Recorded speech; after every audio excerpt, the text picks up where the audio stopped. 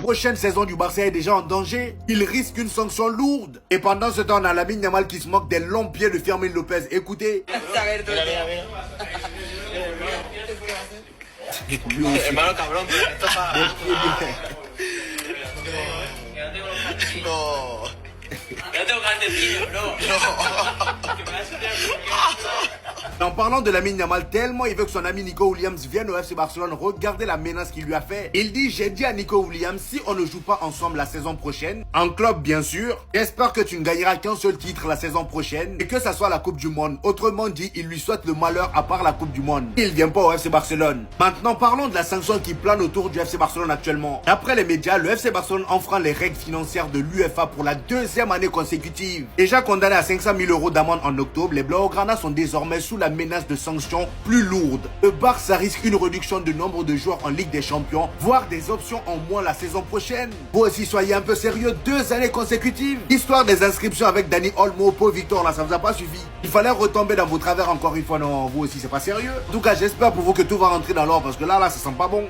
Il y a des rumeurs comme quoi Lookman pourrait être une demande de flic, les gars, et moi je trouve que c'est une top idée. Anti-Flic a suggéré le nom d'Ademola Lookman, l'entraîneur le considère comme une option intéressante et financièrement avantageuse, car il pourrait partir pour 30 millions. Son prix pourrait être d'environ 60 millions, mais des sources affirment qu'il pourrait être vendu pour environ 30 millions. Vous avez tous vu comment c'est parti au clash avec Atalanta cette saison et qui pourrait ne pas du tout être retenu, donc le Barça pourrait tout simplement en profiter. Lookman a clairement prouvé qu'il pouvait performer dans les grands moments. Certains disent qu'il est irrégulier. Avec la concurrence qu'il y a au Barça, la confiance de Flick, je pense qu'il pourrait réellement en faire quelque chose. Surtout quand tu sais qu'il a mis un triplé en finale d'Europa League et c'était contre quel coach déjà?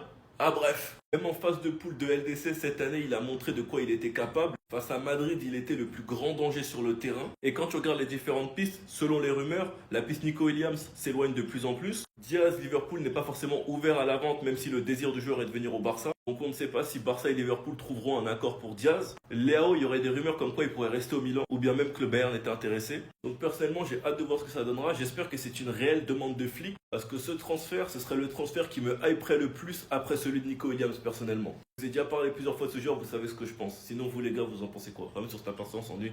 Qu'est-ce qui se passe au Barça là? Je reconnais plus mon club, il se passe quoi? Mais Deco qui commence à bosser correctement.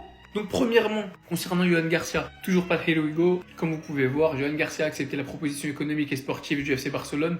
L'accord entre les parties est total. Il signera pour 5 saisons. Le paiement de la clause ne sera pas immédiat, mais sera effectué la semaine prochaine. Donc, suffit d'attendre. Dans un deuxième temps, on parle d'Ansu Fati. Rien de fait pour l'instant, rien d'officiel, mais on s'approche de la finalisation de l'accord. Ça devrait être normalement un prêt avec option d'achat de 12 millions d'euros. Je trouve ça vraiment très bof. Et un pourcentage important d'une future revente. Dans le même temps, on apprend que Deco cherche à renforcer le porte d'arrière gauche et Grimaldo apparaît comme le candidat idéal. Mais depuis le temps qu'il fait des appels de phare pour revenir au club. Mais bon, si ça finit par arriver. Et on apprend également que Lookman pourrait quitter l'Atalanta pour seulement 30 millions. Plusieurs gros clubs suivent le dossier, dont Barcelone. Ah oui, et je vous ai pas dit, mais concernant Grimaldo, il a une valeur marchande très élevée, mais sa clause est de 15 ou de 18 millions d'euros. Donc c'est vraiment gratuit en fait. Et comme je dirait ce monsieur, je pourrais pas le dire mieux que lui, en vrai, tu me sors un mercato, Garcia pour 25 millions, Lookman à 30 millions, Grimaldo à 18 millions et Rashford en prêt, et voilà. N'hésitez pas à me dire ce que vous pensez de ce mercato en commentaire. Et je vous le répète, vous excitez pas tant que rien n'est officiel. On connaît le Barça. Et la semaine prochaine, on en saura un petit peu plus sur les plafonds salariales et on en saura un petit peu plus sur où on en est par rapport au 1 pour 1. Même si on savait que tout était fait, Pedri confirme encore plus la venue de Garcia. Garcia va rejoindre le meilleur club du monde, je lui souhaite le meilleur. Pour le prix et le meilleur gardien de Liga cette saison, le Barça a vraiment fait un très gros coup, sachant qu'il est hyper jeune et ça fait très longtemps qu'on n'a pas eu un gardien grand en taille, sans compter Chesney parce qu'il sort de la retraite les gars. En tout cas, ce qui est sûr, c'est que Garcia au derby, il va se faire accueillir. Déjà que dans sa ville natale, on peut retrouver sur un panneau traître, on peut aussi retrouver Puta Barça, suivi de Garcia Ra. Lui qui de base était vu comme un sauveur, un héros, car il avait sauvé Espanyol de la relégation, il est maintenant vu comme un traître. Alors qu'en réalité, il supporte le FC Barcelone depuis qu'il est petit, miskin. Il va se faire accueillir de la même manière que Courtois lorsqu'il reaffronte Atlético. Pour Garcia, ça va être la même chose lorsqu'il va retrouver Espanyol. Quand tu regardes le bordel qui s'est passé au dernier match, en leur piquant leurs meilleurs joueurs, les gars, je préfère même pas imaginer tout ce qui va se passer la saison prochaine. Surtout quand on jouera à l'extérieur. Franchement les gars, c'est un très gros coup, mais un coup qui créera des drames. Ter Stegen a dit après le match, je me concentre sur l'équipe nationale, ce qui se passe dans mon club en ce moment, ce n'est pas le moment d'en parler. De plus en plus de sources confirment que Szczęsny va prolonger, ce qui laisserait croire qu'il n'y a plus de doute, Ter Stegen sera troisième gardien s'il veut rester. En tout cas, j'ai hâte du prochain match Espagnol-Barcelone. Sinon vous les gars, vous en pensez quoi? Ramenez-vous sur ta personne sans nuit.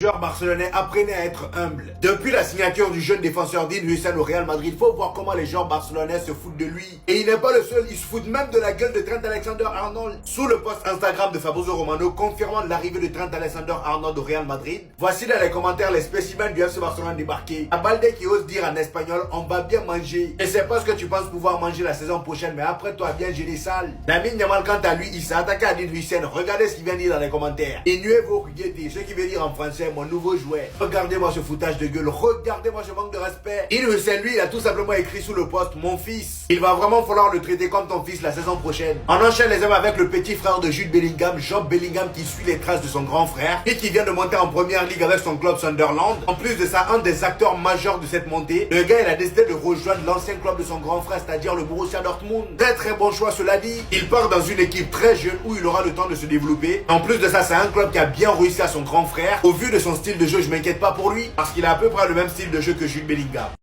Attendez, on a eu le droit à quelques infos. Breaking, Johan Garcia deviendra le nouveau joueur du Barça la semaine prochaine. Accord conclu avec le gardien sur un contrat de 5 ans accepté la semaine dernière. La clause libératoire de 25 millions sera versée à l'Espagnol la semaine prochaine. Là, je pense qu'on peut le dire, c'est quasiment officiel. Johan Garcia a donné son feu vert au Barça. Maintenant, le Barça a juste à lever sa clause de 25 millions et officiellement, on aura notre premier recrue. Hansi Flick a suggéré le nom d'Ademola Lookman. L'entraîneur le considère comme une option intéressante et financièrement avantageuse car il pourrait partir pour 30 millions. Lookman au Barça, je prends matin, midi et soir.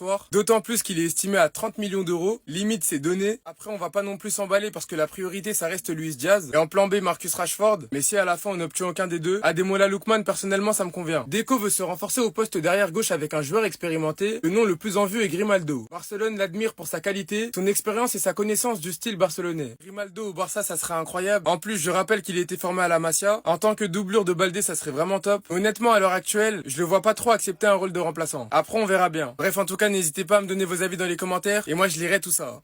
Les gars, j'en ai marre. Lamine Yamal, il fait plus d'1m90. Il nous fait une Cristiano JRT. Ma, comment il est long. Arrête de grandir, mon frère. Pour tous ceux qui se demandent, il fait quelle taille et tout. Au dernier entraînement, les gars, la photo qui avait fuité, regardez, c'était quoi? Le plus grand ennemi de Lamine Yamal, les gars, dites-vous, c'est sa croissance. C'est une singerie. Regardez bien. Sur cette photo, les gars, regardez Eric Garcia qui fait 1m82. Ferran Torres, 1m84. Ansu Fati, les gars, 1m78. Martin, les gars, 1m86. Et dans la photo, Lamine Yamal, regardez la taille qu'il fait. Regardez la tête qu'il leur met. Et ça, c'était il y a même pas 2-3 mois, je crois. Même pas de montage, même pas de trucage, les gars, quand on vous dit que Lamine Yamal, l'ancien, il a beau être trop boosté ou quoi, que ce soit dribble, vitesse, centre de gravité bas, ça va pas le faire. Ça va pas le faire, Théma, comment il est long. Là, je sais même pas actuellement, il doit faire combien. Parce que dites-vous, obligatoirement, il doit faire plus d'1m86. Les 1m90, les gars, il lui reste 1 an 300. Et dites-vous, la croissance d'un homme, c'est quoi, 21 ans, je crois. Mais bon, après 18 ans, je pense, tu grandis plus, peut-être au niveau de la taille, mais genre après les oreilles, je sais pas, les mains et tout, ça, tu peux grandir encore. Mais le petit peu, c'est fini. Malgré que ce soit un fan de Messi, les gars, il va suivre la voie de Cristiano Ronaldo. Étant donné qu'ils feront la même taille ou de Zlatan, t'as vu? Il était temps. Ça fait combien de temps qu'on en parle de Lookman? Franchement, 30 millions, c'est quoi? Et je vous assure, les gars, que ça va être une réussite s'il vient. Hansi Flick considère Lookman comme une option intéressante et financièrement avantageuse, car il pourrait partir pour 30 millions. Mais encore heureux, on parle d'un joueur constant, régulier, qui peut jouer à gauche en 10. À 30 millions, tu pourras aller prendre même Grimaldo, Rashford. Tu peux faire un mercato de malade économiquement. C'est pas du tout des joueurs dégueux. En tout cas, Lookman, les gars, s'il vient au Barça, un ailier percutant comme on veut, qualité d'effacement, il va faire très mal. Je sais pas s'ils vont le prendre au final, mais je suis content qu'il y ait la lumière sur lui. Parce que Lookman, il mérite tellement un grand club, les gars. Mis à part, voilà, le fait de supporter le Barça, il mérite d'aller dans un top club. Pour Grimaldo, je sais pas si ça se fera. Mais voilà, on entend des petites histoires comme quoi il serait apte à rejoindre le Barça. Je crois pas trop à Grimaldo, mais si jamais Deco arrive à nous faire venir un Lookman, ou bien un Rashford, un Grimaldo, ah les gars, on pourra dire que son mercato, il est réussi. Barça 2015, Félix combiné. Oh là, tout champion d'Europe avec Luis Enrique à chaque fois. Donnarumma ou Ter Stegen? Ah bah dis-le Donnarumma. Pas loin d'être le meilleur parisien de cette campagne en 2025, donc c'est dire. Hakimi ou Dani Alves? Et c'est Hakimi, c'est encore une fois l'un des meilleurs parisiens de cette épopée. Il marque en quart, en demi, en finale. Je suis. Marquinhos ou Piqué? C'était peut-être la dernière année où Gérard Piqué était un bon joueur. Pacho, une campagne avec des champions extraordinaire. Vas-y, allez, Jordi Alba, c'est bon. Vitinha ou Busquets? C'est quand même la finale que fait Vitinha, c'est monstrueux. Busquets, c'est Busquets. Neves ou Rakitic? João Neves, il a que 19 ans. La campagne de Ligue des Champions qu'il fait, c'est vrai que Rakitic, on sait que c'est son prime. João Neves, on sait même pas que c'est son prime. Oui, c'est ça, allez, c'est bon, je te suis. Ruiz ou Iniesta? Voilà, en fait, si vous n'êtes pas objectif, s'il vous plaît, ne faites pas ce genre de vidéo. Voilà, comment ça m'a tendu derrière mon écran. Vous avez le droit de ne pas être objectif chez vous quand vous faites un débat entre amis. Mais balancez pas ça sur Internet. Zama, nous, on voit, vous êtes fous, quoi. Voilà, je vois cette Zumba en ce moment de comparer avec Real 2017. Au nom d'Alain, il n'y en a aucun qui joue dans le Real 2017 là, de Paris. Et là, maintenant, ça compare avec Barça 2015. Par Alain, il n'y en a aucun qui joue encore. Heureusement, en attaque, vous avez... Non. Thierry, je suis pas d'accord avec toi. Le Barça 2015 et le PSG 2025, deux équipes de Luis Enrique. Sur le plan offensif, il n'y a pas de comparaison. La MSN, c'est devant. S'il y a bien un endroit où il y a comparaison à faire, c'est bien en défense. En défense, c'est comparable. Par exemple, la campagne de Ligue des Champions de Nuno Mendes, je trouve qu'elle est beaucoup plus impressionnante que la campagne de Jordi Alba en 2015. Pareil pour la campagne de Pacho, par rapport à celle de Mascherano. Ce serait même pas un scandale de dire de même pour Marquinhos. Après, voilà, certains pourront dire Piqué, pas de souci. Et par rapport à Daniel Alves Hakimi, la campagne de LDC de Hakimi cette saison, elle est plus impressionnante que celle de Daniel Alves en 14-15. Moi, je mettrais celle de Hakimi. Et je dis pas qu'Hakimi, c'est un meilleur joueur, parce que je vous vois venir, vous. Je sais comment vous êtes. Il y en a déjà qui ont commencé à crier, là. Je sais déjà.